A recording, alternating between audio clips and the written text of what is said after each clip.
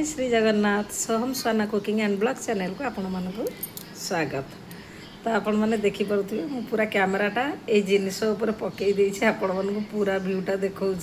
तो देखिपे जिनसटी केते सुंदर देखा कौ मानकर लोभ लगुच खावाई तो से निहाती मत कमेंट मध्यम कहे। तो देखिपे जिनसटा कौन यहाँ हूँ कखारु डंक। आज गोटा स्पेशल कखारु डंकर राई बनइबा। तो केमती बनाऊँ चलन जा देखा। आपण मैंने तो देखुले कखारु डंक ये कखारु डंकटी मैं भल भाव में बाछिकी सहित भल भाव में धोईकी रखीदे पकईदे सारू कखारु आ कखारु डंक अल्प टे बैगण काटिकी रखीदे। आज आम बनइबा कखारु डंक सहित मुग डाली देकी आज बनइबा राई। तो केमती बनाऊँ चलन देखा। तो कखारु डंक राई बर्तमान मुग आम भाजीदवा। मुग डाली बर्तमान भाजी हो गलानी ताको आमे काढ़ीदवा गोटे जगह तेल दे बर्तमान भाजीदवा बड़ी तस्टी गलानी देदवा आमे फुटण फुटण फुटी गलानी देदवा आमे पियाज फुटी गलानी देदवा आमे कखारु डंक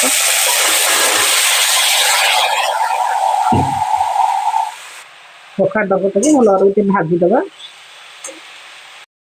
चाल घर चाल उपर माड़ी थव कखारु डंक जो पिलादिन कथा आज मन पड़ जाए। तो आउ से पिलादिन तो ना जो कखारु डंकटा रही से बाड़ी घर खाऊले बर्तमान चा माने किणिकी आम मैंने खाऊ। तो देखिपे कखारु डंकटा बर्तमान मोर संतुली हो गला। तो देदवा आम तादर टे हलदी गुंड डंक संतुली हो गला। देदवा आम डाली मुग डाली जो धोई रखी डंक आ डाली सीझापे देदवा आम अल्प किसी पानी डाली आ कखारु डंक तो फुटी आसला। तो देदवा आम स्वाद अनुसार लुण ता सहित देदवा अल्प टिके सोरिष रसुण जीरार बटा पानी पानी गलिया कर रखी देदवा टे बटा देदवा लंका गुंड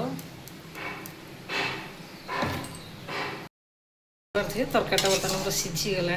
पनीपरिया सब सीझी गला तरकारी भल मिक्स हो गला। तो आम देदेबा से बर्तमान बड़ी भाजिक तो बड़ी देदेबा। मुग डाली दिया कखारु डंक बर्तमान प्रस्तुत हो जाए। तरकार लुकटा केते सुंदर देखा तो आपण मैंने देखिपे। जदि भल लगी लाइक शेयर कमेंट करने जमा भी भूलें। फेसबुक आईडी देखते फॉलो टे करदे। यूट्यूब चैनल देखुते सब्सक्राइब टे करदे। तरकारी तो केते सुंदर तो देखा जाउछि। मते तो बहुत ही बढ़िया लगुच। आपण मानकु केमती लगुछि जदि आपण मानकु भल लागितो निहात लाइक टे कर देबे। रहउछि देखा आप पुणी आ एक नुआ रेसिपी सहित रहउछि। जय जगन्नाथ।